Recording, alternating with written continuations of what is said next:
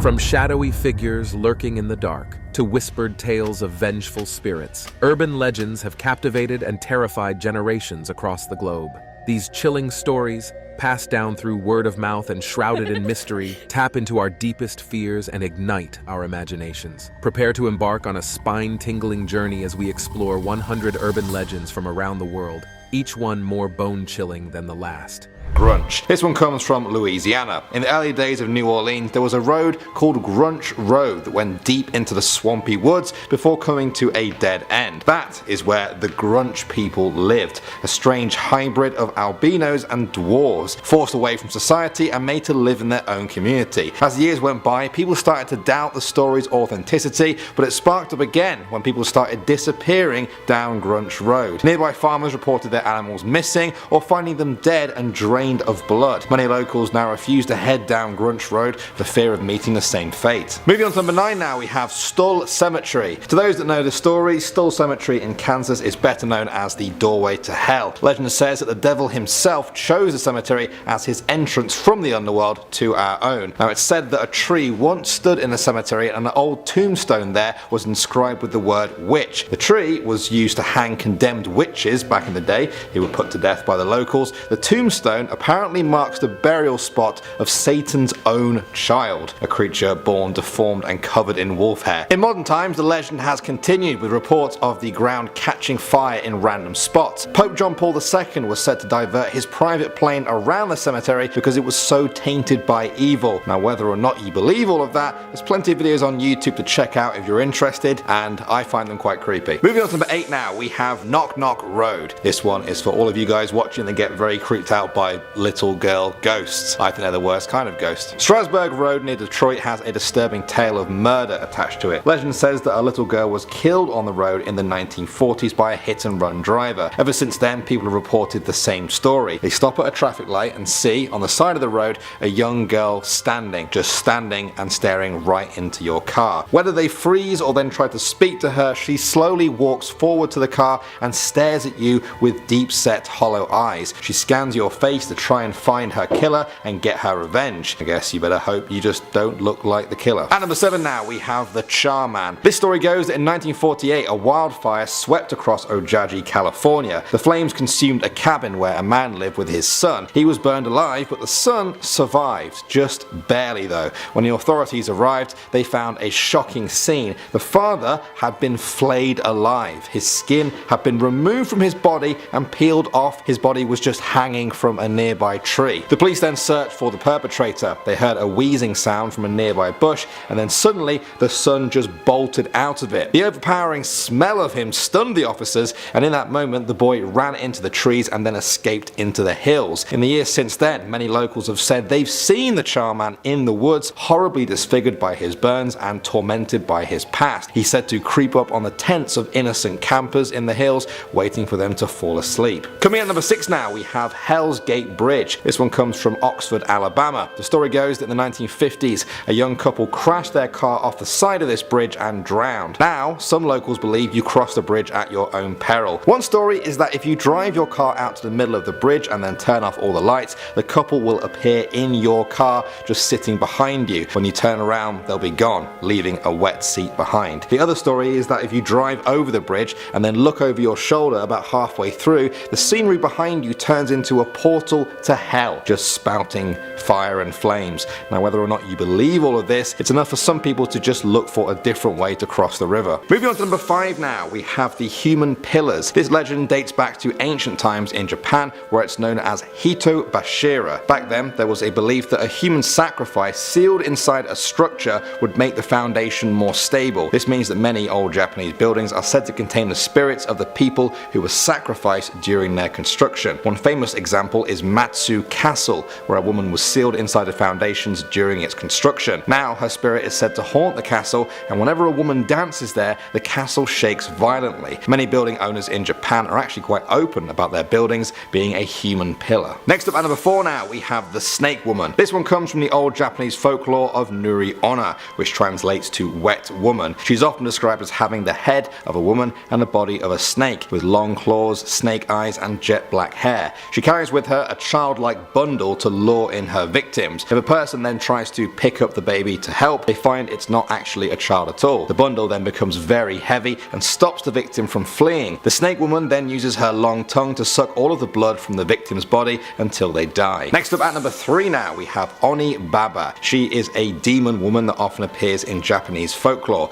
She will often appear as an old woman asking for help, but if you get too close, she will slice you open with a knife and eat you. She's said to be the tormented spirit of a woman who accidentally killed her own pregnant daughter and an unborn grandchild in an effort to find a cure for her friend's child being sick. She was told to bring back the liver of an unborn child, but when she finally killed her victims, she found they were actually her own family. Okay, next up at number 2 now, we have The Dream School. This one is extra creepy because apparently if you don't forget this story within a week of hearing it, it will happen to you. Let's see if that's true. One night, a boy had a dream about a school. The hallways just looped forever, bringing him always back to the start. Staircases led back to the first floor. As he got quite scared, he heard footsteps behind him. He ran until he found an emergency exit with a glass box and a key next to it. The glass had been smashed and there was no key, just a note saying that it could be found in room 108. When he found that room, it was empty.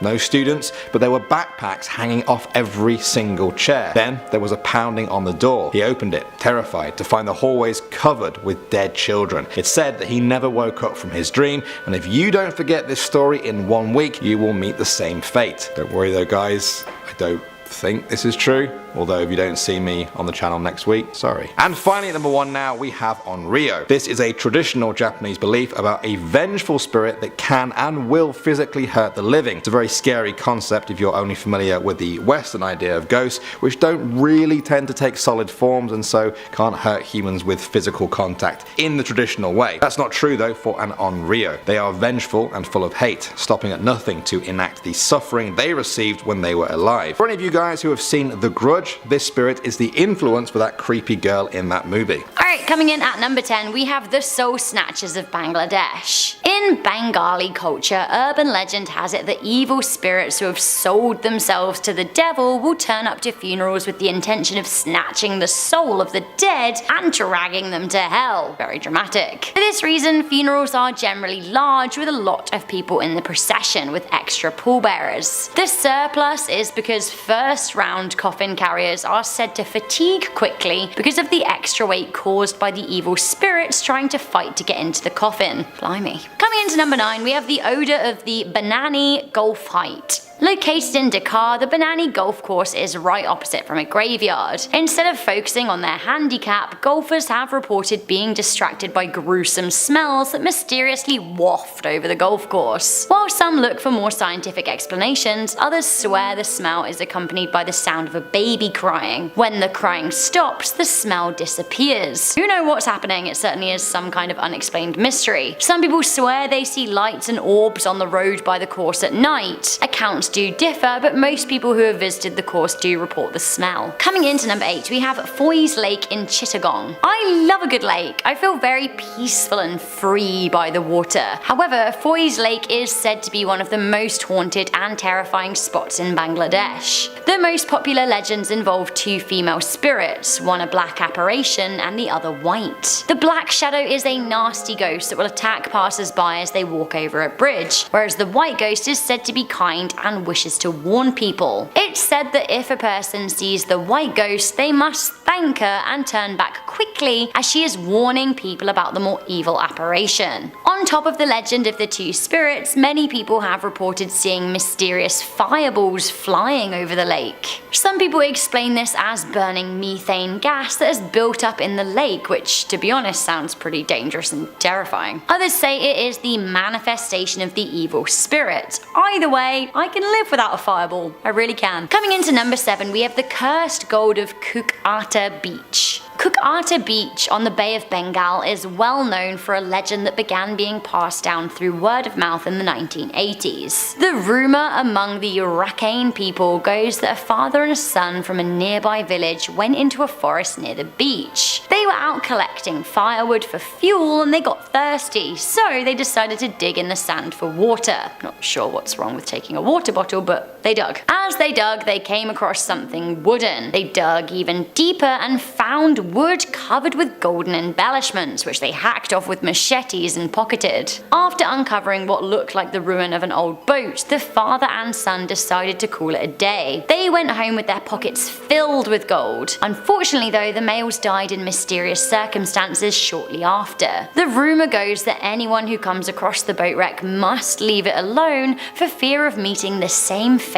as the digging pair. Coming in at number 6, we have the Sidda ghosts. Cyclone Sidda was one of the worst natural disasters in Bangladeshi recorded history. The Category 5 storm in 2007 smashed through the Bay of Bengal, making landfall in many coastal towns and cities in Bangladesh. 3,500 deaths were directly attributed to the storm, although the number could be as high as 10,000. Not only were coastal districts of Bangladesh badly damaged, a whole load of disease came in the aftermath, with over 10,000 people contracting typhoid. Anyway, in the region of Koira Kluna, there have been reports of the hundreds of people who died in the unfortunate storm haunting the town. This eerie phenomenon sounds very similar to the Japanese tsunami ghosts, where dead people are said to climb into taxicabs without knowing they're actually not alive. Next up at number 5 now we have the lightning bird. This is a mythical creature in a number of different tribal folklores in South Africa. It's said to take the form of a black and white bird which is the size of a person. It summons thunder and lightning using its wings and talons.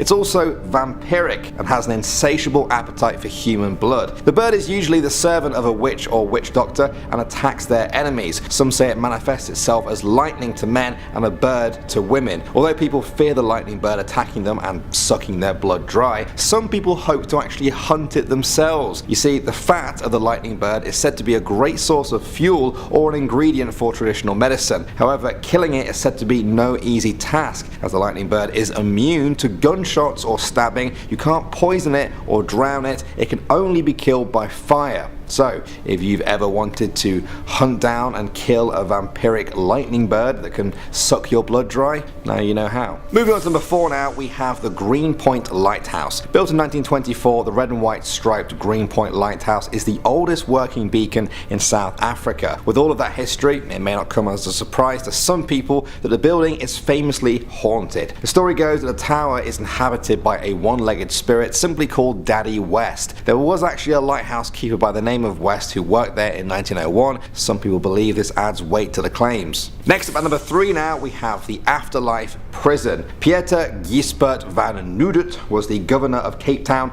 in the early 1700s. During his time, 4 soldiers tried to flee his harsh rule. They were imprisoned, and when they tried to escape, they were sentenced to death. The governor refused to overturn the sentencing and also attend the hanging. The last soldier to receive his sentence cursed the governor with his dying breath. When officers went to report to the governor that the execution had gone as planned, they found him dead. He was slumped in his chair with a look of sheer terror on his face. Locals blamed the curse, but some people went even further with it. They believed the curse was not only to kill him, but to also tie his soul to the prison forever. These days, visitors to the Castle of Good Hope have reported seeing him roaming the hallways. They say he seems totally unaware of his situation as a ghost and just stares at tourists as if they are new prisoners ready to be executed for their crimes. Next up at number 2 now, we have the Spook House. This very old house in Cape Town has become known over the years simply as the Spook House. The story goes that in the 1970s, the basement in this house was home to a cult group. They practiced their satanic rituals down here, unbeknown to the people at street level. They eventually left, worried that their rituals would be attracting too much attention. Although they were now gone, their energy apparently wasn't. Some believe that one of their victims still haunts the place to this day. Over the years, a number of visitors have spotted a translucent old man walking around the inside of the house. When he disappears, they hear doors swinging and slamming even though the air is still.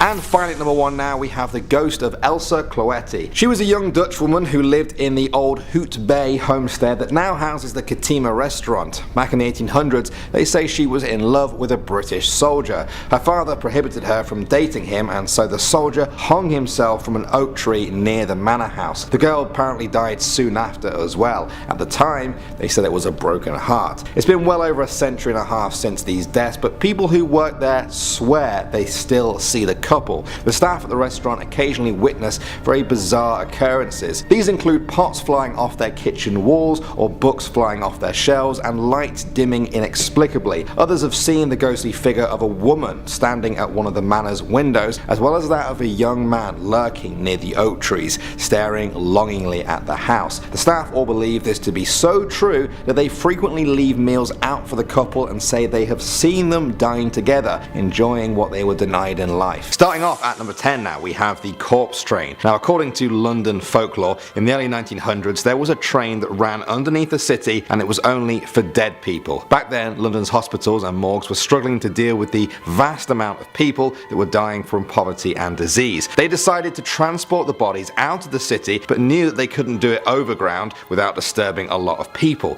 So they used an existing train line to load the bodies onto. The train ran just the other side of a wall from the normal daily service, where unsuspecting Londoners were getting on and off their trains unaware of the nearby bodies. Next up at number 9 now, we have the suicide pool. This one comes from Epping Forest near Essex. The story goes that years ago, a young couple in love were followed to a pond in the forest by the girl's father. When the couple finally embraced, the father leapt from the trees to confront the boy. The fight got out of hand, and the father ended up killing the boy in a rage at the edge of the pool. The waters then turned black. Wildlife that was touching the water died instantly. In the years that followed, bodies started to appear in the water. First it was an old woman, then a young one with her young child beside her. They say the pool drew them into their death, and that the pool is still out there in the forest somewhere, waiting for its next victim. Next up at number 8 now, we have Annie. This one comes from Edinburgh, Scotland. In the old town there lies a street known as Mary King's Close. It's steeped in myths and legends of hauntings and murders.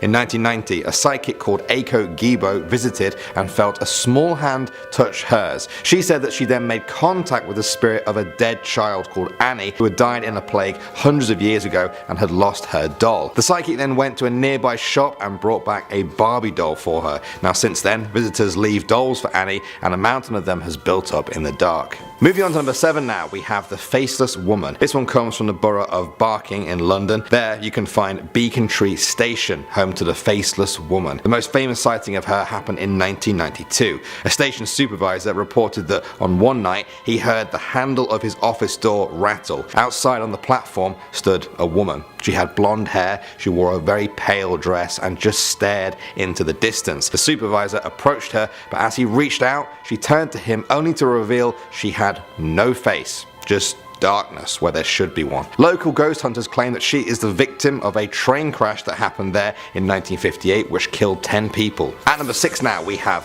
the Beast. England's Hackney Marshes is known for its sprawling woodland and boggy reed marshes often covered in swirling fog, the perfect setting for this urban legend. The story goes that in 1980, 2 bear carcasses were found in the river. They had been decapitated. People started speculating about who or what could cut a bear's head clean off its shoulders. Then a year later, 4 boys were taking a walk along the marsh one winter morning when they saw it through the trees. They described it as a giant, great, growling, hairy thing. As soon as it saw them, it reared up on its back legs and let out a deafening roar. The boys ran, but the story remains always in the back of people's minds as they trudge through the marsh. We're returning now to the London Underground. Moving on to number 5 now, we have the Skogsra. In ancient Swedish folklore, the Skogsra are forest spirits. From the front, they look like a beautiful woman, but from the back, they resemble a tree trunk. There are stories of men who were entranced by these spirits without ever seeing their true form from the back. The Skogsra wear the men down over days and weeks, draining them until they are hopeless, playing on their temptations, their fears and fantasies. If they manage to outsmart the spirit, the men will see their true form from behind and the Skogsra will disappear forever. If they do not, they are carried off into the woods at their weakest, never to be seen again. Next up at number 4 now, we have the Millingar. These are said to be the undead corpses of ghosts of infants murdered by their mothers. They haunt the places where they were buried with cries that pierce the night air. Why do they cry? Well, they want you to give them a name. They were often babies that were said to be killed before receiving a name, and now that's all they want. once. They'll ask you to carry them to hallowed ground to be buried. They then grow in size as you get closer. There have been stories of these undead babies asking people for other tasks on the road at night. If they don't perform the tasks, the person will often return home to find a member of their family has been killed, often in the same theme as the original request. I will go into some of the details I saw, but they really are gruesome. All you guys need to know is that they are zombie babies. Not two words you want to hear together. Coming at number 3 now, we have the Neek. Also known as the Nokken or Niken, this is a mysterious water creature that always crops up in Scandinavian folklore. In Swedish tradition, the Neek lives in freshwater lakes and deep ponds. They are shapeshifters and will often transform into a handsome young man. They then trick women into jumping into the water before drowning them. There are also other versions of the legend that involve him changing into a white horse to let children ride on his back before jumping into his pond to drown them too. Some people believe the only way to save yourself is to throw metal in the water, something like a needle or an iron cross. Next up at number 2 now, we have Stockholm's Royal Palace. As you might expect from a palace, this place is huge. Many of its 1,400 rooms come with some of Sweden's most famous ghost stories. Among them is the White Lady. Her name in real life was Vita Frun. She is said to appear anytime a member of Sweden's royal family dies. King Oscar once wrote that she is tall, wears a long white dress with a white veil and dark gloves. She wanders the rooms and hallways clutching a ring of keys which jangle and echo in the night. In 1971, Princess Eugenie saw the White Lady 3 days before the death of Queen Louise. Over half a century before that, she was also said to appear as Princess Margaret lay dying. Despite not actually being dead yet, a guard saw the White Lady standing on the roof of the palace, keys in hand. 2 hours later, the princess was dead. And finally, number 1 now, we have Svenholm Castle. This is another castle in southern Sweden known for its high concentration of ghosts. Perhaps the most famous is King Frederick II, who is said to wander the halls at night searching for his long lost love who he never married. Then there are 3 ladies. In previous urban legend videos, you guys may have heard me talk about a castle or a house with the White Lady or the Black Lady or maybe the Grey Lady ghost, things like that. Well, how about all 3 of them? That's right. Visitors to Svenholm Castle have reported 3 separate ghost ladies. Some even say they compete for each other's territory. Another regular on the scene is said to be the Grey Monk, who was murdered in the castle in the 1500s and now occasionally helps staff carry heavy items up the stairs from the cellars. Is that not the most helpful ghost you've ever heard of? I say all ghosts should be put to work. Just kidding. Let them do their thing. Starting off at number 10 now, we have Cressy. Cressy is said to be a mysterious eel-like creature that lurks in the waters of Crescent Lake in Newfoundland and Labrador. Stories of Cressy date back to native Canadian legends which refer to it as the pond devil or swimming demon. Their fears were also held by European settlers who arrived at the lake during the early 20th century. Since then, there have been dozens of sightings of Cressy, with one report saying it could be as much as 15 feet long. Next up at number 9 now, we have the St. Louis Ghost Train. In the town of St. Louis in Saskatchewan lies the village of St. Louis. There you can find an old abandoned train track. Now many of the locals there have reported seeing strange floating lights moving along the train track during the night.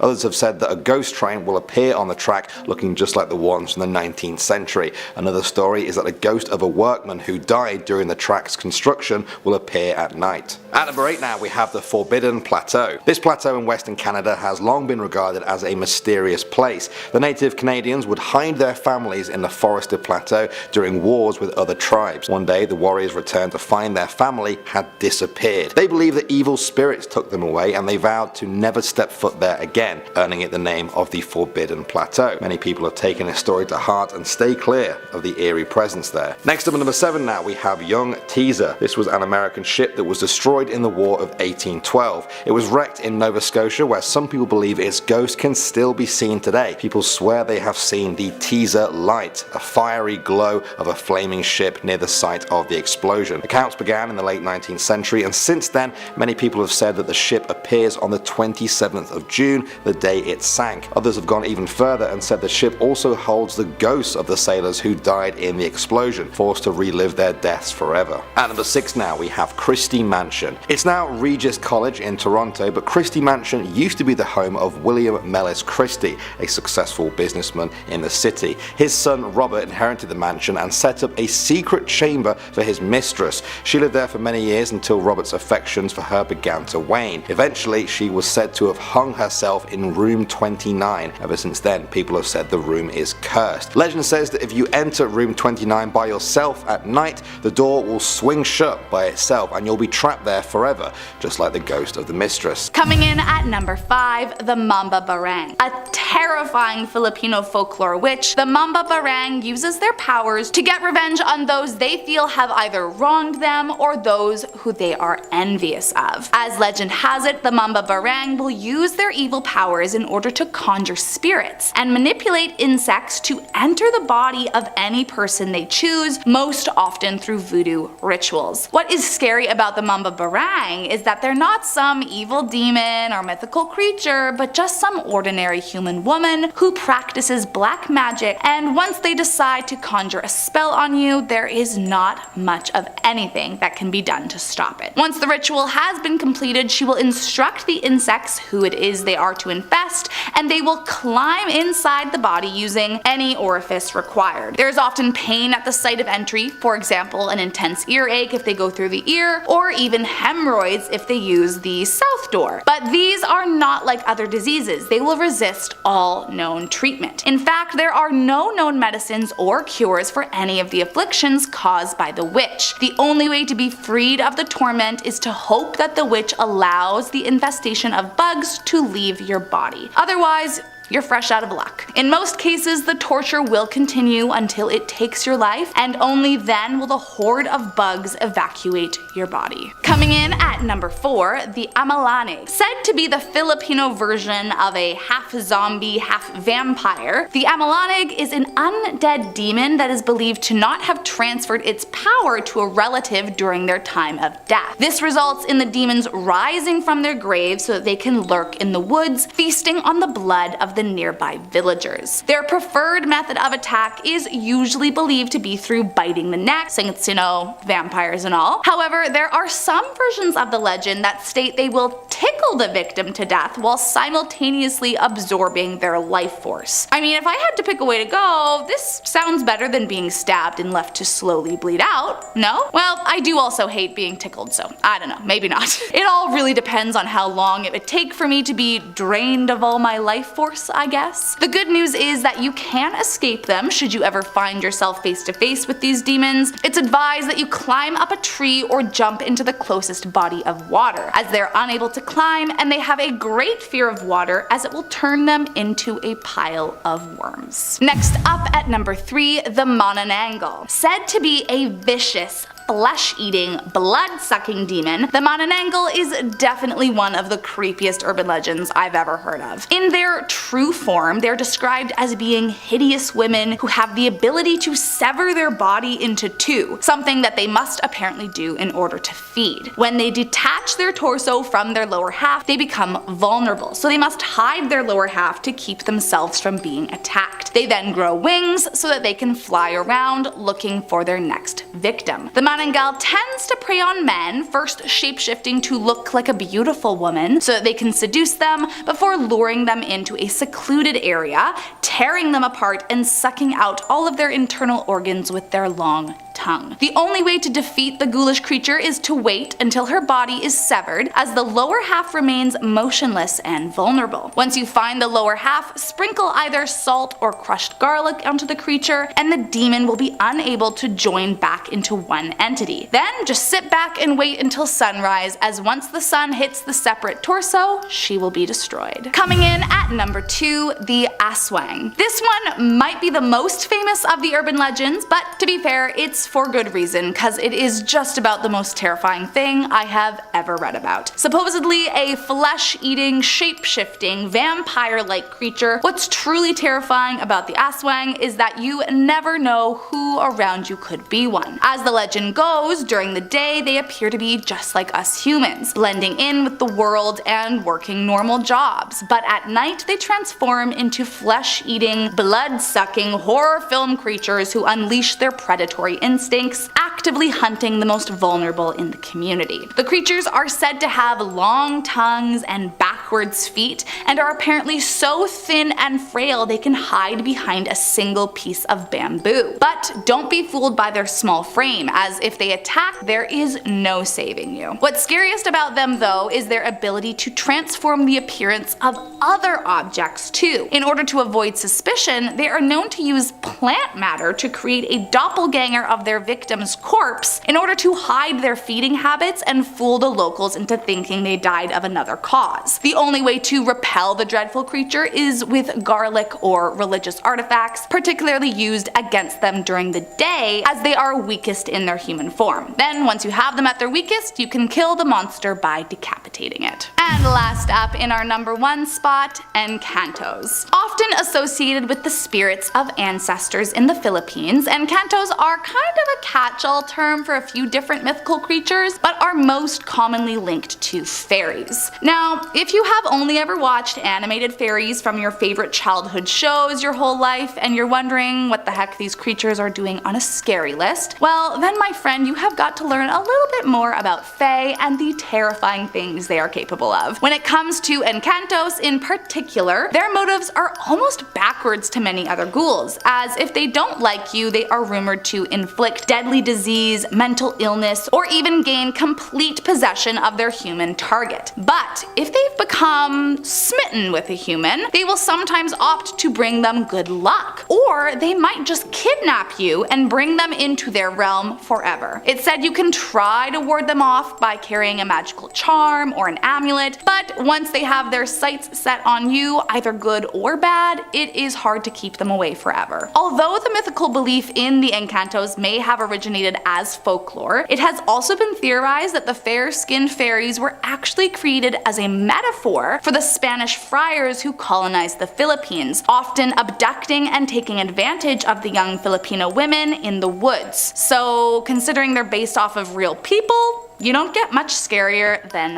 that. Starting off at number 10 now, we have Duppies. This is a word of Jamaican origin meaning ghost or spirit. They are generally regarded as evil, coming out to haunt people at night. They've been seen by many Jamaicans and come in a number of different forms, some of which we will be discussing later. A Duppy is regarded as a powerful being that can visit at any time of the day or night and cause havoc or pain to invoke maximum fear in their chosen victim. They are often the soul of a dead person that can take on human or animal form, and sometimes even appear as a bull-like creature bound in chains. Many people fear that when their enemies die, they will come back to haunt them as a Duppy. Now, contrary to popular belief, this works alongside the belief in heaven. You see, it's thought that after death, the soul of a person deemed as good goes to heaven to be judged by God. Before that, the spirit remains attached to the body for 3 days. Now, this is the time when the spirits have a chance to escape and become a Duppy. Duppy sightings often describe them violently attacking people, sometimes even with rocks, other times by violently shaking them. We have a specific type of Duppy now at number 9 with the rolling calf. Some say this is the worst and most feared of all the spirits. The rolling part of the name literally means roaming. It's a shapeshifter that can appear in a number of different forms. It's said that the most common are that of a hornless goat, black or white or spotted. One of its front legs is human, the other is that of a horse, and the 2 back legs are goats.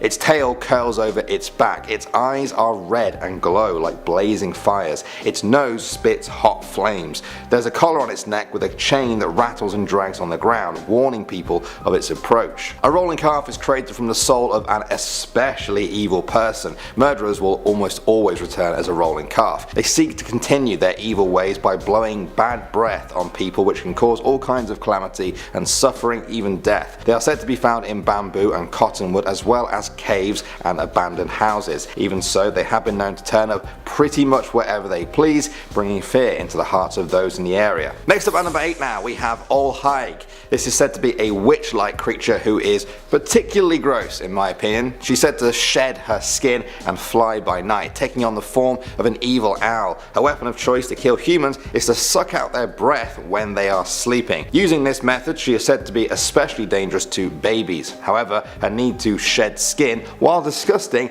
is also the source of her weakness. They say you need to put salt and pepper on the shed skin that you find. When she then tries to put the skin back on to gain her protective powers, she won't be able to because it will burn too much. As the layers keep shedding, she becomes weaker and vulnerable to attack. Some versions of the story state that the person who finds the skin of Old Hag must say the words "salt and pepper for your mama" while pouring the mixture onto the skin. Others say that laying an open Bible beside a baby crib to protect them from the witch will also work. Creepy stuff. Next up at number 7 now we have River Mama. This is essentially a mermaid. Jamaican legend says that she inhabits the country's rivers and that all the fish are her children. Some people say she climbs out of the river to sit on the rocks and comb her long black hair. She may be a sight to see, but locals say you should never look at her, even for a moment. There's no telling what she will do if you try. Some say a single peek will cause you to fall into a deep trance. At that point, she'll grab you by the heels and drag you right under the river. Now of course, with a creature like this on the loose, you may think people would want to put an end to the creature, but that's not a good idea. They say if you try to catch River Mama, all the fish in that river will disappear and the river will run dry. The best course of action is to just hope you don't cross paths with her. Now we have Annie Palmer. Many in Jamaica have heard of this famous ghost. She's also known as the White Witch. She's said to haunt the grounds of Rose Hall Plantation near Montego Bay. The story goes she was born in Haiti to an English mother and Irish father, spending most of her life there. When her parents died of yellow fever, she was adopted by a nanny who taught her witchcraft and voodoo. Annie moved to Jamaica and married John Palmer, owner of the Rose Hall Plantation. Corrupted by the witchcraft she had been taught, Annie murdered her husband and also her next 2 husbands, while also killing a number of different male plantation slaves. Her killing spree was eventually brought to an end when she herself was murdered by a slave named Taku. She had met her match in him, as he was also trained in the ways of witchcraft. Annie was buried in a tomb on the grounds. Local legend says that her tomb was supposed to be sealed with a voodoo ritual that would have kept her spirit in prison there forever. However, the ritual was never completed, leaving her ghost to roam free. Many have reported seeing her ghost riding her horse around the plantation or just stood on the balcony overlooking the grounds. And for our number 5 with The Crying Girl. On November 18th, 1987, a match was dropped on an escalator at London's King Cross station. A fire quickly spread into the nearby ticket office, which resulted in the death of 31 people. In the years since then, passengers have reported seeing a girl who died around the station. She has long brown hair, wears jeans and a t-shirt, and is always crying. Some people have even reported hearing her sobs while smelling smoke coming out from the escalators. Back to Scotland now for our number 4 with Sawney Bean. This is the gruesome tale of Alexander Sawney Bean, a man who was said to be the head of a Scottish clan of cannibals in medieval times. According to legend, the group was made up of his wife, their 14 children and 32 grandchildren, some of whom were born through incest. They lived in a cave by the water and would ambush people on the road at night. They would bring their bodies back to the cave to then dismember and eat them. Any leftovers were pickled in a jar for later. When King James VI of Scotland eventually heard of these murders, he led a manhunt to capture them. The clan was caught and then executed. Some people say you can still find the cave along the Benane Head area of Scotland. Moving on to number 3 now, we have Cane Hill. Some say this is one of the most haunted places in England. It was a mental asylum for over 100 years, from 1882 to 1991. It built up a reputation for abandoning some of its patients, hiding them away from the public eye and never truly helping them. Some people say the patients who died left their energy behind there because of their tortured lives.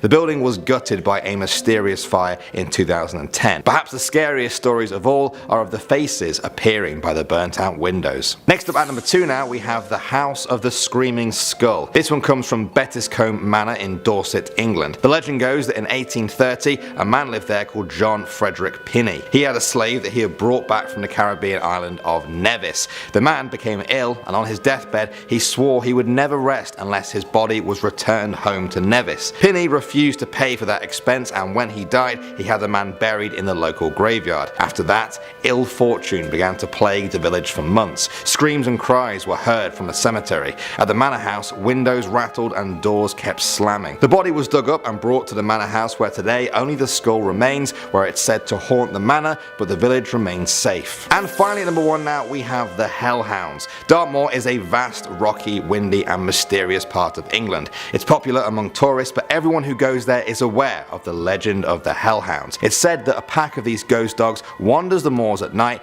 preying on sheep, and they're not afraid of humans. They've often been described as cat-like but with the frame of a bear, and very fast. There have been pictures and film taken of them over the years that claim to show glimpses of these hellhounds in action. Many of the locals don't even need that though. They've heard the stories handed down from generation to generation. Some of them even say they've seen the hounds with their own two eyes. Starting off at number 10 now, we have Tek Tek. This is the urban legend about a girl who fell under a train and was cut in half. She then became a vengeful spirit that moves using her hands and elbows, dragging herself while making the sound Tek Tek. If you hear that noise, you're supposed to just run for your life. Those who are caught by the Tek Tek will receive a fate just like hers. She's said to slash her victims in half so that they look like her, and possibly also become wandering vengeful spirits just like she is. At number 9 now, we have the slit-mouthed woman. You may recognize this one from a number of Japanese movies and TV shows. The traditional name for this being is Kuchi Saki Onna and dates back over 300 years ago. She's a woman who was brutally murdered by her husband after he found out that she was having an affair with another samurai. This left her in death as a restless, vengeful spirit. She is said to cover her mouth with a cloth mask,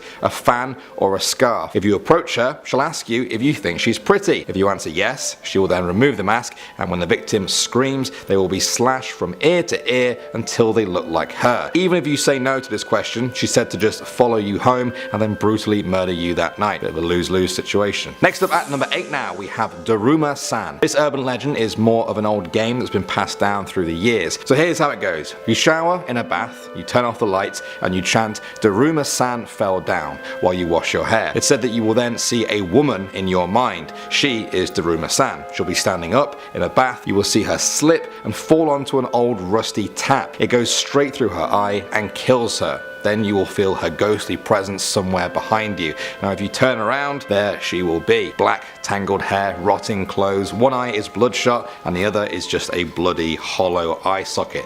The game continues even further than that if you dare, but I think that's enough for you guys to understand just how creepy this urban legend is. Okay, at number 7 now, we have The Girl from the Gap. This Japanese story comes from people's natural fear of what lies lurking in the cracks of a home. Do you guys ever see something move past the hinge of a door when the door is open? Is that someone looking out from inside your wardrobe? Have you ever pictured a hand reaching out from between your bed and the floor? Well, it could be the girl from the Gap, a spirit that lives both physically and metaphorically between worlds. It's said that if you ever see her, she will ask you if you want to play hide and seek. At that point, the game is on. When you see her between a gap again, she'll drag you to an otherworldly hell. At number 6 now, we have The Red Room. This is a very modern Japanese urban legend about a pop-up ad that's all red and black. When you see it in a child's voice, it will simply repeat the phrase, "Do you like?" Apparently a boy who got the pop-up tried to close it, but it just kept reappearing. Then it changed to, "Do you like red?" He keeps trying to close it, but it grows larger and changes again to say,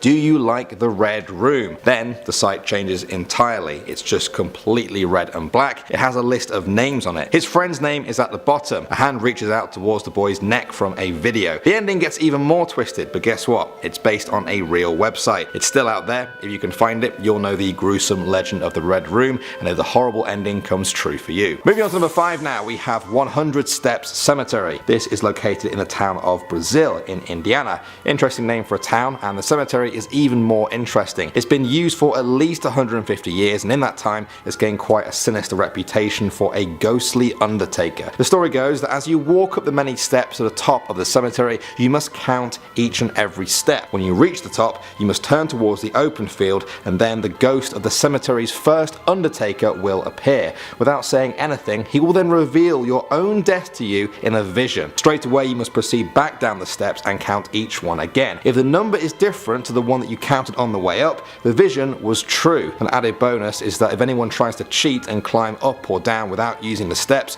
a ghostly hand will push them to the ground, leaving a red imprint on their back for days as a mark of the devil. Definitely not a place to go for just a Sunday walk then. Next up at number 4 now, we have the Goat Man of Pope Lick. I love my job because I get to say sentences like that. This is an old Kentucky urban legend about a hideous being who roams the woods across that state. Those who have seen him describe the Goat Man as having dark fur, pale skin, goat legs, and twisted horns. Some people say he was an escaped circus freak, others say he was a farmer who tortured goats for Satan. Satan then repaid him by turning him into a tortured goat himself. The Goat Man is said to hide under the rusty bridge that crosses Pope Lick Creek in Louisville. Legend says he lures people onto the train tracks there and then takes pleasure in them being hit by oncoming trains. Please don't go looking for this one though, guys. In 2016, a woman actually fell to her death from the bridge while looking for the Goat Man. At number 3 now, we have Slaughterhouse Canyon. With a name like that, you know it's not going to be a pretty story. During the 1800s gold rush, a family lived in the canyon there in a little wooden shack. Every day was the same. The husband would set off into the mountains to search for gold and food for his family. Then one day he just didn't come back, presumably injured or killed by animals, the mountain, or even other humans. His wife waited for her husband for weeks until the whole family began to starve. Driven mad with the hunger and her children's cries, she put on her wedding dress, picked up a knife, and murdered her children, throwing them into the river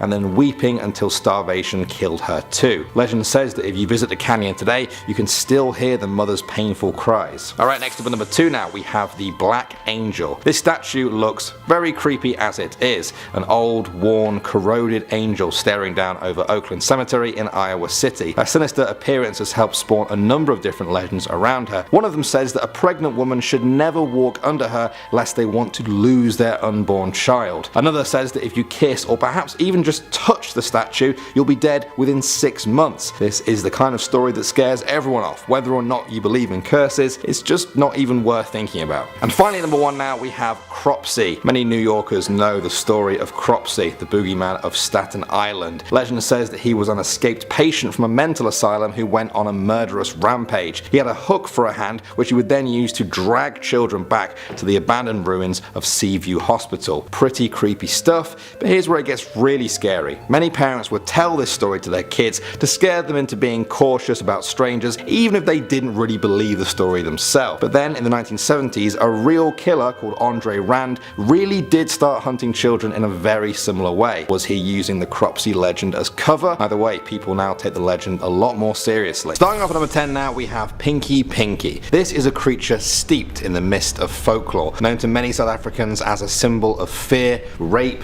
and torment. It's said to be half man, half woman. Its origins date back centuries in Zulu culture. It's said to have rose-tinted skin and eyes with shocking pink hair. It's said to prey on adolescent girls, especially ones wearing pink, both in real life and in their nightmares. People say it tries to corner a girl and then speaks to her in a musical woman's voice and asks if the girl will play or be friends with Pinky Pinky. Some parts of South Africa are dismissive of this, but authorities do take reports of the creature seriously. Headmasters have even closed down schools in the past to protect their pupils from the so-called myth. Police investigations are not uncommon when reports of the Pinky Pinky come in. Perhaps real rapists and murderers have contributed to the spread of this myth, but many locals will tell you there's no smoke without fire, and the Pinky Pinky really is out there. Next up at number 9 now, we have the Ghostly Horseman. In the Tokai Forest lies the Tokai Manor. The story goes that in the mid-1800s it was owned by a man called Petrus Eckstein. He loved wild drunken parties, and for him,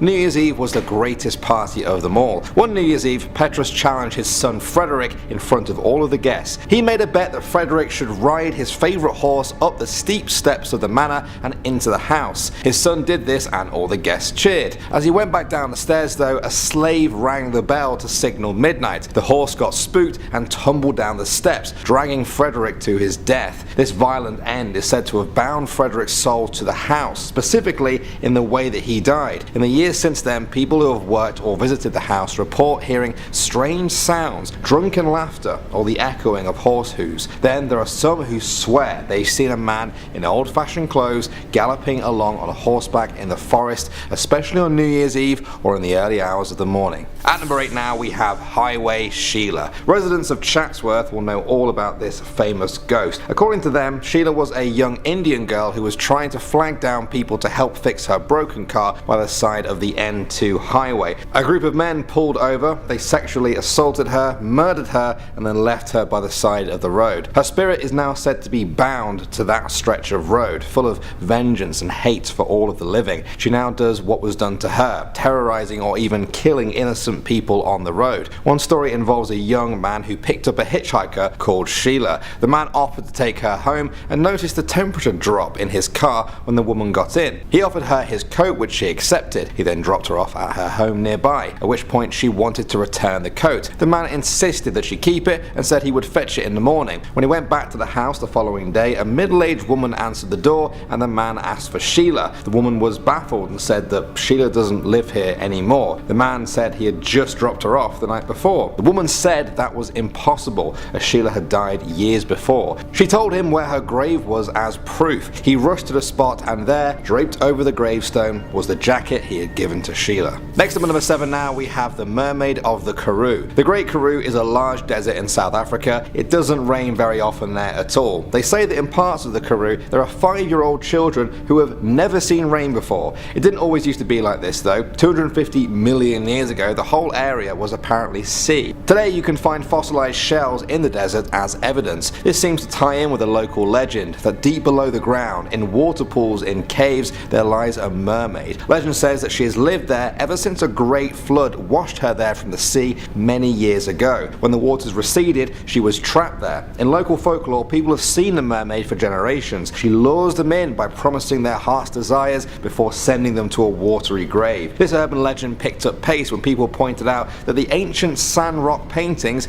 in the driest part of Karoo Desert seem to depict mermaid-like creatures on the walls. Skeptics argue otherwise, but still, the legend of the Karoo mermaid has been around for a very long time now and may continue for just as long. Moving on to number 6 now, we have the anti-occult police. You've heard of normal police, traffic police, and undercover police, but have you heard of anti-occult police? In the 1980s and early 1990s, South Africa saw the birth of a real police squad whose sole role it was to fight back against satanic crimes. The founder of the unit was a Dr. Cobus Jonker, also known as the Hound of God. He said that in the 90s he was investigating more than 250 cases a year and believed that there were thousands of Satanists active in South Africa. It was their job to make sure people who practiced Wicca were doing so without harming anyone else around them. There were documented cases of some traditional healers harvesting organs from people in the name of their belief or simply for money. They often believe the victim must be alive when the organs are harvested, and they will try to find the youngest and most innocent victims possible. The pain and hormones released is apparently what gives the organ its power. In 2006, the police unit was officially dissolved, although some people in South Africa feel they simply went underground to continue a very real fight against the occult. Next up at number 5, we have the Dakar Airport Road.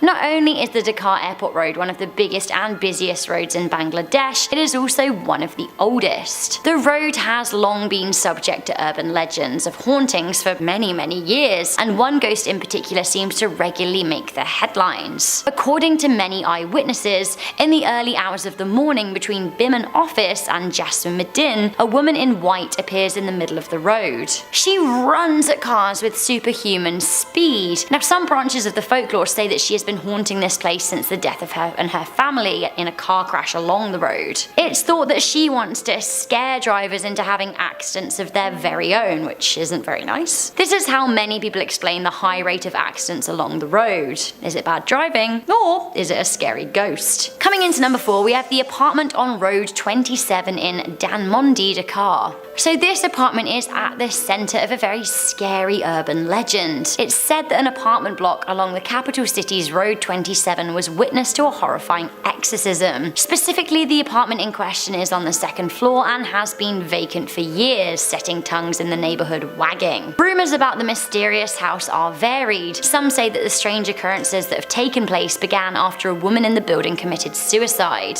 One contractor on the building said that he felt a deep unease when working working on the property. He also said that building materials would fall over without cause, which sounds like classic ghost haunting. The apartment is so spooky that often people just simply turn up outside to video the exterior. You can find some of these videos on YouTube. Coming in at number 3, we have the dogs of Alapur Village. I'm compelled to sing Who Let the Dogs Out, but I won't. Actually, do you know what? Maybe I will. Who let the dogs out? Who? You never know what I'm gonna sing next. You never know.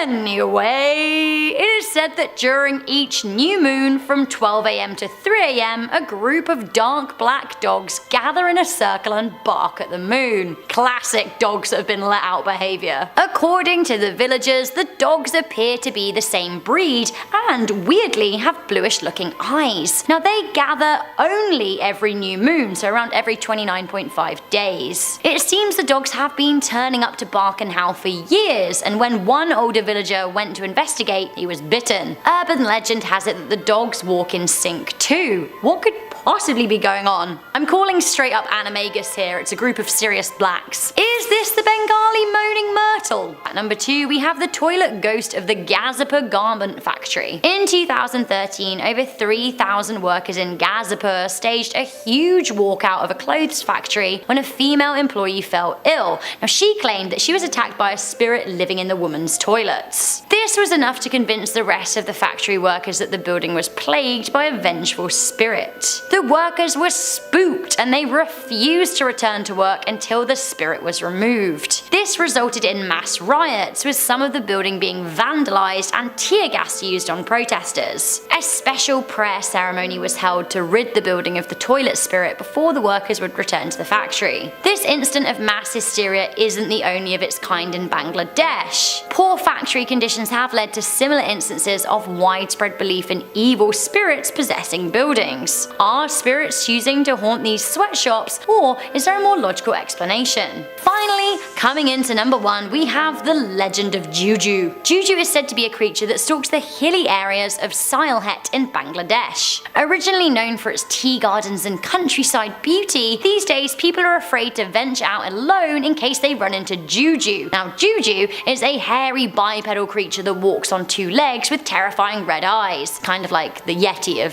Bangladesh. Many locals think that Juju eats babies, and there are a number of first-hand accounts of the creature trying to attack infants. According to local legends, a woman who lived near the tea gardens went upstairs one day to check on her baby, only to find the creature holding it in its mouth. Luckily, she scared it away, it dropped the baby and ran away. Another story is circulated with a much less ideal ending, involving the creature sneaking into a home and eating the baby. Now I'm not sure whether or not it's true because, I'm searching in English, but I can't find any official news stories that mentions the Juju attacks. That being said, maybe some of the incidents have been put down to nondescript wild animals. I don't know. Are you from Bangladesh? Do you believe in the Juju? Starting off number 10 now, we have the Silver Train. This is a true ghost train story. Locals call it the Silver Pilen. In Sweden's capital of Stockholm, legend says that passengers waiting on the platform may see a silver train slowly pull up. You must not get on it under any circumstances. The train is heading to an abandoned station in the middle of the woods.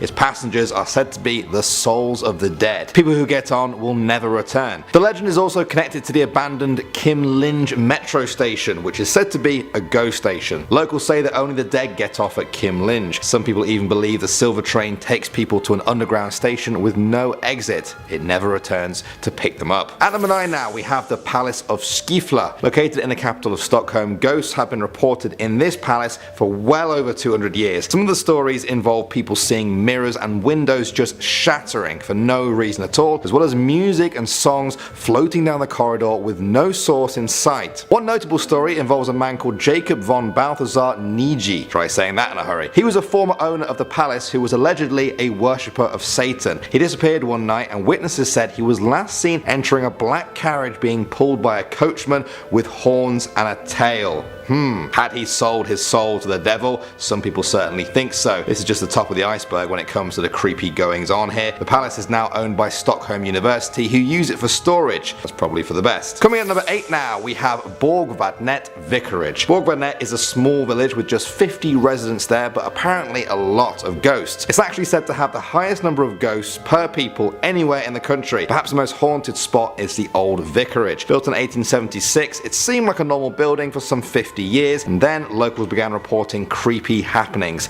Ghosts that are not just scary, they're also violent. Some of the ghosts have reportedly knocked people out of chairs, moved furniture around while people are sleeping, or even one case of a ghost throwing babies out of a window. If that sounds like your idea of fun, you can actually book a room there for a night, and breakfast is included if you make it to the morning. Next up at number 7 now, we have Toftaholm Herrgård. Some Swedish people proudly claim this place as the most haunted hotel, not just in Sweden, but in the whole world. Located along the edge of Lake Vikostern, the hotel is picturesque, but comes with a very dark story attached to it. One night, a young man killed himself in one of the hotel's rooms after he was forbidden to marry the daughter of the landowner. He had a secret love affair with her for months, but her father, a very rich baron, refused to give his blessing because he was just a poor commoner. Instead, he married her off to another old baron, not too dissimilar from himself. Heartbroken, he hanged himself from the rafters of what is now room 324. While most visitors do just avoid that room, that hasn't stopped them seeing the ghost of the heartbroken man. He is said to wander through the hotel at night, shutting windows and crying out into the darkness. Coming in at number 6 now, we have Gamla Stan. In 1520, the Danish king Christian II invaded Sweden. 92 members of the Swedish royal family refused to obey the invader, and so Christian sentenced them all to death. All 92 of them were either beheaded or hanged in the main square of the old town of Stockholm known as Gamla Stan. Some people say their blood flowed across the cobblestones for months. In the red building nearby, 92 white stones came to represent the 92 Swedish nobles who died. Now, locals believe that if a single stone is removed, the ghost of one of the dead nobles will rise up and haunt the streets of Stockholm forever. Next up at number 5 now, we have the cotton tree. Many Caribbean countries have spiritual stories linked to cotton trees. In Jamaica, some believe that cotton trees are the resting place of spirits of the dead, particularly its roots and branches. Many of the Duppies we talked about earlier in the video are said to call a cotton tree their home. The belief is so prevalent that some people have refused to cut down silk cotton trees for fear of releasing the spirits inside. There was even a case in Guyana of a highway being split into 2 lanes during construction in order to avoid a sacred cotton tree there and not release its spirits. Moving on to number 4 now, we have the legend of Lover's Leap. In the 18th century, there were 2 slave lovers named Mizzy and Tunky. Legend says that the slave master there took quite a liking to the girl. He intended to break them up and so showered her with gifts. In a bid to have her for himself, he arranged for her lover to be sold off to another estate. However, their love was too strong. One night they fled from the plantation. Eventually though, their captors caught up with them and chased them to the edge of a large cliff. After a few moments they made up their minds and knew what they wanted to do. Rather than face being caught and separated again, the pair chose to end their lives by jumping off the cliff together. Forevermore, that spot was named Lover's Leap in dedication to their love in the face of such evil. Local legend says that spirits still live there, bound to each other. Some say that if you stand on the cliff and look up on a clear night, you may catch a glimpse of 2 falling stars tumbling side by side. Next up at number 3 now, we have the 3-legged horse and the whooping boy. This one's kind of a combo, don't say I never treat you guys. The 3-legged horse is another kind of duppy that many Jamaicans know about. As you can probably gather from the name, this spirit takes the shape of a horse with 3 legs. However, despite missing a leg, it can run faster than any horse you've ever seen. It kills its victims by blowing hot air on them. It roams the Jamaican countryside and can be seen by moonlight, striking fear into the hearts of witnesses. However, there are some ways to fight it and not be killed. Firstly, it will never attack you in the dark. It needs moonlight or artificial light to be able to attack you, so the darker the better. If you do find yourself being attacked in the light though,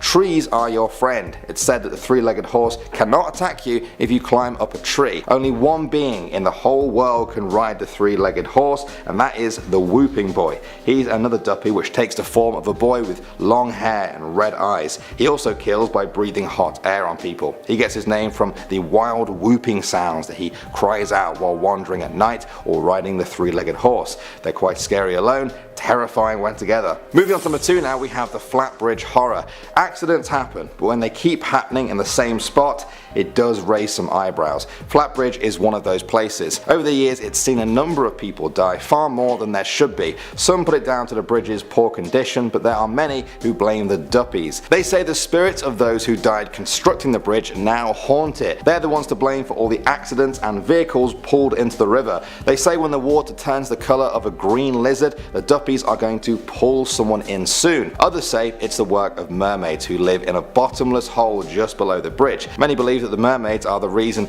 each attempt to build a ridge along the bridge has failed. However, there is some good to their story. Legend says that they can point the way to a gold table that lies in the water under the bridge. It surfaces on the hottest days at noon in the river. Perhaps the most recent story to come from this bridge happened in 2016 when a car plunged off it, killing 6 people. Shane Harris was a 19-year-old survivor. He said that when the car was in the water, he couldn't find a way out. Then he saw a bright white light, brighter than anything he'd seen before, and out of that light came a hand. He grabbed the hand, and when he opened his eyes, he was on the surface. He said that just before the crash, they were talking about the legendary tale of the mermaid. And finally, number 1 now, we have the man from the picture. This story was posted by a woman to a forum, and it goes like this. One hot summer night, she was cooling off by the window that had a side passage to her house which was secured by a metal grill. Nobody should be able to get in. She went to bed as normal, but then suddenly woke up from her sleep. She looked out of that same window, and there, standing, was a tall, elderly man. He had a stern look on his face.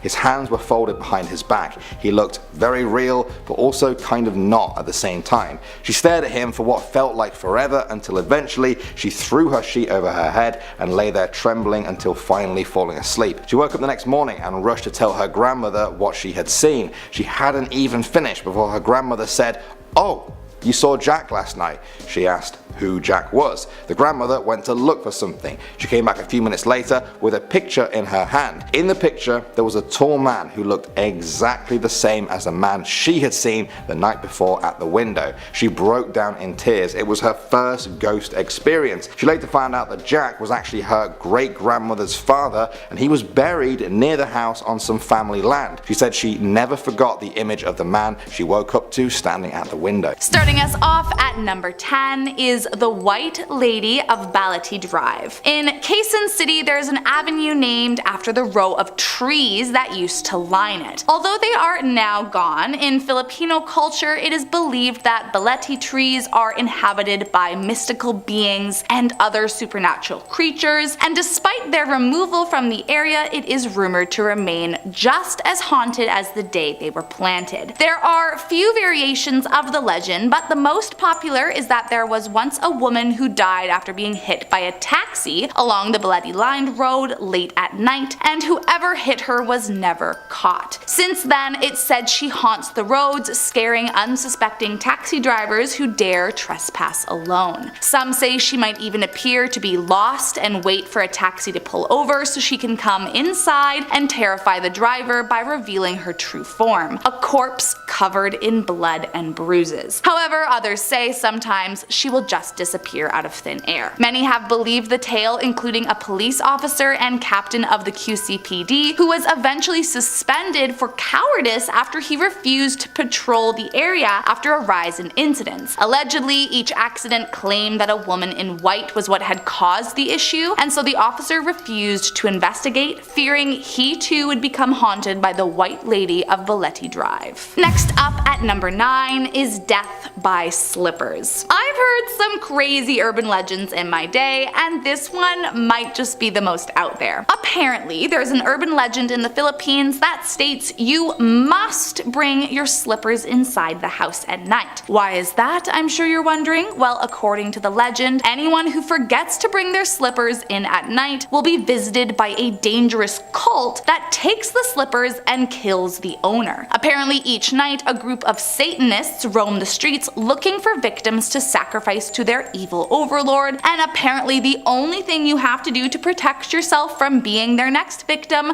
is bring your shoes inside at the end of the day. Okay. Listen, I'm not saying it couldn't be real, but I am saying this sounds a lot like something a really tired parent might say to make sure that their kids didn't leave all their stuff lying around outside. Either way, if I am ever in the Philippines, you best believe I'll be bringing my slippers inside, because I'm not about to tempt fate and accidentally get killed by an evil Satanist cult. Next up at number 8, the tikbalang. Said to lurk in the mountains and rainforests of the Philippines, the tikbalang is a tall, bony, humanoid creature with the head and hooves of a horse. To me, it kind of resembles a half-transformed werewolf meets centaur, which is just straight up terrifying. Although legends differ from region to region, in the north it most commonly enjoys pranking travelers and making them hallucinate so that they get lost along the path. But in the south, its origins are much darker. Down south, stories of the tikbalang speak of an evil, red-eyed demon horse prone to fits of rage and continuously puffing on a cigar. It's said to be the result of a soul that did not make it out of the womb. Without having ever existed on the earthly plane in human form, it now haunts this realm, preying on the living as revenge. According to the myth, however, all you need to do to defeat this terrifying demon horse is pluck 3 hairs from its mane, taming the creature and making it indebted to you forever. That, or just hope you come across one in the north, I guess. Next up at number 7, the matriculan. These terrifying creatures are kind of like the sick and twisted version of the Immaculate Conception. As legend has it, at night when everyone is asleep, they will sneak into the room of a virgin woman and impregnate her without her knowing. Apparently the ghoul is invisible to the human eye, so there's no way to protect against their devilish advances. Then after a few months inside, the monster will return to take what he gave to the woman, but first killing her and then consuming the life that was growing inside of her. There are also some versions where the matriculan will prey on already pregnant women, and in this case, it's believed that the husband can protect his wife from getting a visit from the creature by swinging a butterfly knife, or balisong, over her stomach during labor. I mean, from top to bottom, this entire legend is incredibly dark, and I'm just praying that there is no chance they exist in real life. Next up at number 6 is the chanak. It's very common in many cultures and religions for new lives to be baptized, mainly because it signifies the young person as being a part of the Christian faith, and it symbolizes a life in devotion to Jesus Christ. And while some cultures believe it's not necessary to be baptized in order to get into heaven, it's definitely the preferred method. But due to the Spanish colonization in the Philippines in the 16th century, their version is a bit more intense. As the story goes, many believe that any souls who are not baptized by the Catholic Church in their early years go into a state of limbo after death and will return to earth as evil spirits. These spirits are called the chanak and are said to lure their prey deep into the woods, tricking them by shape-shifting to look like a little one abandoned and crying. Once they are picked up and have the victims right where they want them, the vampiric creatures will morph back into their true devilish form and attack. The only way to save yourself is either turn your clothes on inside out in hopes that the chanak will be amused and set you free of the enchantment. That, or some garlic and a rosary can also do the trick in most cases. Moving on to number 5 now, we have Peggy's Cove. On a rocky outcrop in Nova Scotia, you can find a lonely lighthouse. The story goes that in 1800, a woman named Peggy washed up on the rocks there after being shipwrecked. Tragically, her children all drowned. Peggy went on to marry one of the locals and lived on that cove. She would often walk along the rocks at night, calling out to them in her grief. One night, her husband went out with her and danced on the rocks with her to cheer her up. He lost his footing though and slipped, sending him into the rocks, which killed him. Soon after, in absolute grief, she jumped off the same rocks and ended her life. Visitors swear that on a dark, stormy night, you can see the ghost of a woman in a blue dress standing at the edge of the rocks, ready to jump. Next up at number 4 now, we have John Troyer. By all accounts, he might be the closest thing Canada has to a witch hunter. He was born into an Amish family in America before relocating to Ontario in Canada. He was a doctor who was terrified of witches. Legend says that he would stalk witches in the woods there until they led him to their den. He would then steal their broomsticks for personal transport. He would also set up actual witch traps to capture them. Now, whether or not you believe the whole broomstick or witches thing, there is evidence of John Troyer's traps, which are essentially human-sized bear traps. Coming at number 3 now, we have the Dungarvan Whooper. This is a famous ghost story coming from New Brunswick and dating back to the late 19th century. According to legend, a young Irish cook called Ryan worked at a lumberjack camp. While the other lumberjacks were out one day, the boss killed Ryan. When they returned, he told them Ryan just got sick and died suddenly. They buried him some distance from the camp. However, a loud whooping sound kept them awake. The whooping got so loud that they fled the camp, convinced it was Ryan's vengeful ghost. In the years since then, many people have reported the whooping sound that can be heard in the woods as Ryan seeks vengeance on the living. Next up, number 2 now, we have the legend of Rose La Tulipe. This is a French-Canadian legend that dates back to the 18th century. There are more than 200 different versions of the legend, but they mostly share the same theme. Rose La Tulipe was a young girl who loved to dance. On the night of Mardi Gras, a stranger appeared at her house and danced with her until midnight. At that moment, he was revealed to be the devil. She tried to escape, but it was too late. The devil took Rose back to hell, where she remains to this day, dancing with her at his whim. And finally, number 1 now, we have Oak Island. Legend says that treasure can be found on Oak Island in Nova Scotia. Since the 19th century, people have been convinced the treasure there includes the likes of Marie Antoinette's jewels and even missing Shakespeare manuscripts. A number of people have died trying to search for this treasure. The legend all began with the discovery of a large pit which seems to be man-made. It's almost 200 feet deep at one point and has been protected by booby traps which have killed a number of explorers. There are even underground channels that lead to the beach over 500 feet away. Treasure hunters are convinced that all of this must have been built to hide treasure from hunters hundreds of years ago.